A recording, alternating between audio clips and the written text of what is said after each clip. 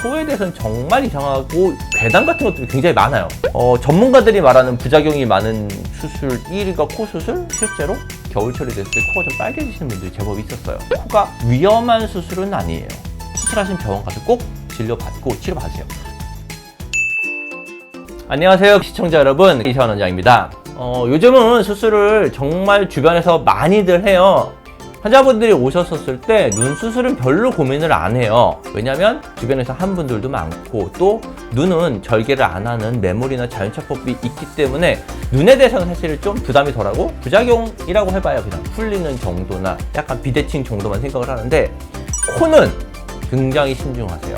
코는 고민들도 굉장히 많이 하시고, 코는 꺼려 하시는 분들도 많고, 그래서 왜 그럴까 생각을 해봤는데, 인터넷을 찾아보니까 코에 대해서는 정말 이상하고 괴담 같은 것들이 굉장히 많아요. 그래서 제가 그거를 한번 직접 읽어보면서 이게 진짜인지 아닌지 한번 설명을 해드리도록 할게요.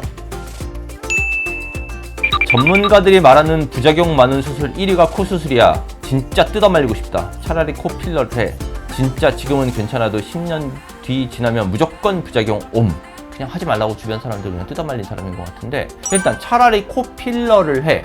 코 필러의 대상과 코 수술의 대상은 사실 굉장히 달라요. 그리고 오히려 필러가 잘못 맞았을 때 문제가 되는 경우도 상당히 많기 때문에 차라리 필러를 해 라는 말은 해당되지 않는 것 같고, 또 하나는 필러는 6개월 정도 지나면 거의 안쪽에는 성상이 한 90%는 사라지거든요. 그러면 다시 맞아야 돼요. 그리고 또 하나는 대부분 코 수술을 하는 분들이요, 수술을 할 때는 콧대랑 코끝을 같이 수술을 해야 되는데, 필러는 코끝을 높이는 데는 한계가 있어요. 특히나 우리나라 분들한테 굉장히 많은 복코 형태들, 코끝이 좀 큰 형태들 같은 경우는요, 그 부분에 코끝에 필러를 놨었을 때 처음에는 약간 올라간 것처럼 보이지만 시간이 지나면서 퍼져 보이는 느낌이 들고요. 또 하나, 콧대 필러를 맞았었을 때는, 수술을 했었을 때는 뭔가 콧대가 반듯하게 서 있는 느낌이라고 하면, 필러로 콧대를 많이 높였을 경우는 코가 좀 더 퍼져 보이는 느낌이 있기 때문에 실제로 지금 이 코의 형태에서 필러만 맞았었을 때 괜찮은 경우가 그렇게 많지가 않아요. 그렇기 때문에 차라리 코 필러를 하라는 얘기는 사실 말이 안 되는 얘기고요.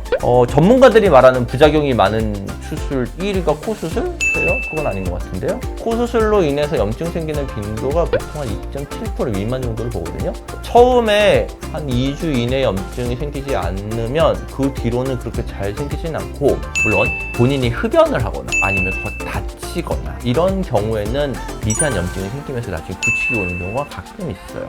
그런 빈도는 있지만 뜯어 말릴 정도로 이런 수술은 아니에요. 부작용 제일 많은 1순위가 코 아닌가. 내 주위 다 부작용이던데 겨울만 되면 코 시려함 크크크.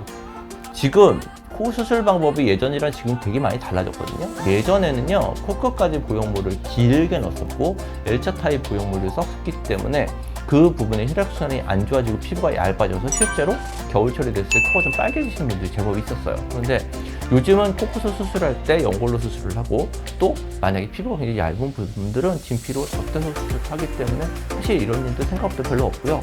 수술한 첫 해에는 혈액순환이 좀 떨어져서 그럴 수 있지만 대부분 1년 정도 지난 다음에 겨울에 코끝에 빨개진 증상은 그렇게 많지는 않아요. 너무 과하게 높인 경우를 제외하거든요. 코는 운빨이래. 현대 기술로 컨트롤할 수 없는 운빨 아니에요. 실력이에요. 수술을 잘하는 분들한테 수술 받으면 전혀 문제 없어요.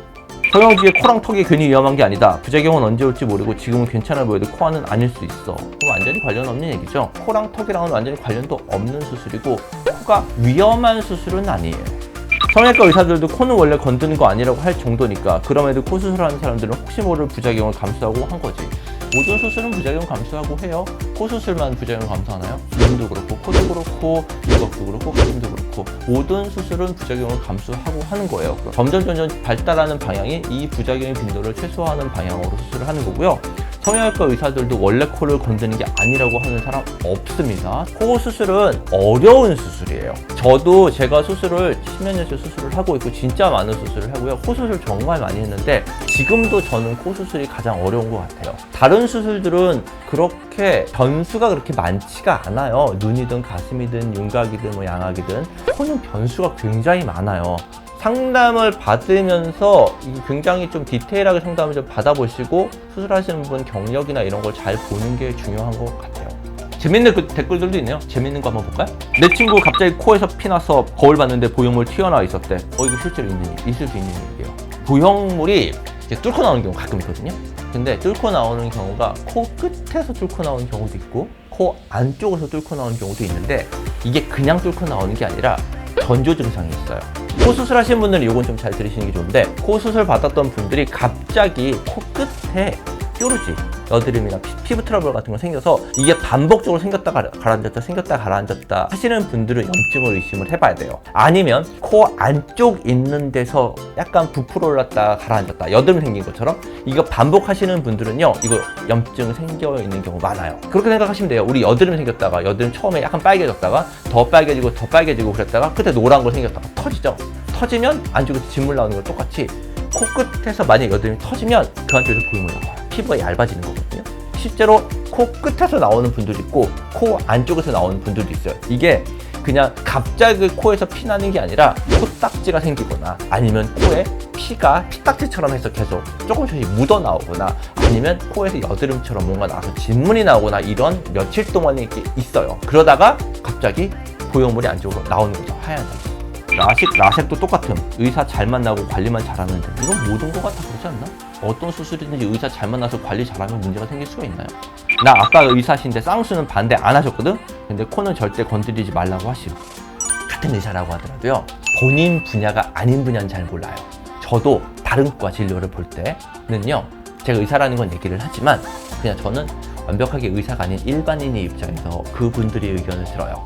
다른 과에 대해서는 사실은 개념 정도만 알고 넘어가는 경우도 많기 때문에 자기 분야가 아닌 건 사실 잘 몰라요. 저 아버지가 의사라고 했었을 때 이분은 성형외과 의사가 아니실 거예요.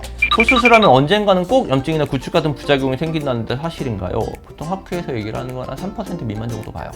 실제로 환자분들을 보면 첫 번째는 코 안에 작은 상처가 자주 나시는 분들이 있어요. 코 자주 파거나 아니면 코 안에 건조해서 피딱지가 생기거나 그로 인해서 상처가 나서 이 경우가 굉장히 많고요. 코 안에서 진물 나거나 이런 증상을 느꼈다고 하시는 분들이 있어요. 아니면 코가 부었다 가라앉았다 이거 반복하시는 분들도 있고요.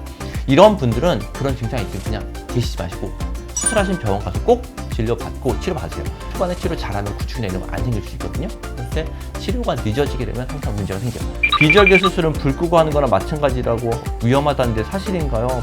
비절개로 하는 경우도 보형물만 넣는 경우도 그렇고요. 잘하시는 분들은 잘하세요. 그런데 아무래도 저는 굳이 비개방을 할 필요는 잘 못 느끼겠어요. 그냥 저는 웬만하면은 다 개방을 합니다. 안쪽에 구조 다 보고 하는 게 조금 더 안전한 것 같고 앞트임을 하는 사람은 눈이 더 몰려 보인다고 코 수술을 하지 말라는데 해도 될까요? 요거는 코 수술한다고 눈 사이 가까워지지 않아요. 당겨지는 경우 별로 없어요. 물론 한 정말 콧대에 있는데 이 부분이 한 6, 7mm 정도 올라가게 되면 약간 당겨지는 효과가 있는데요. 그렇지 않은 경우는 실제로 피부가 당겨지는 효과는 별로 없는데 원래 눈과 눈 사이가 원래 좀 가까웠던 분들이 있어요. 이 가까웠던 분들이 콧대가 없으면 상대적으로 좀 덜 가까워 보이거든요. 그런데 그 분들이 콧대가 생기면 더 가까워 보이는 시각적 효과가 나타나요. 입체적인 것 때문에. 그래서 실제 거리는 달라지지 않지만 콧대를 과도하게 높였을 때 약간 몰려 보일 수 있기 때문에 전 수술 전에 반드시 상담하시면서 얘기하시는 게 맞아요.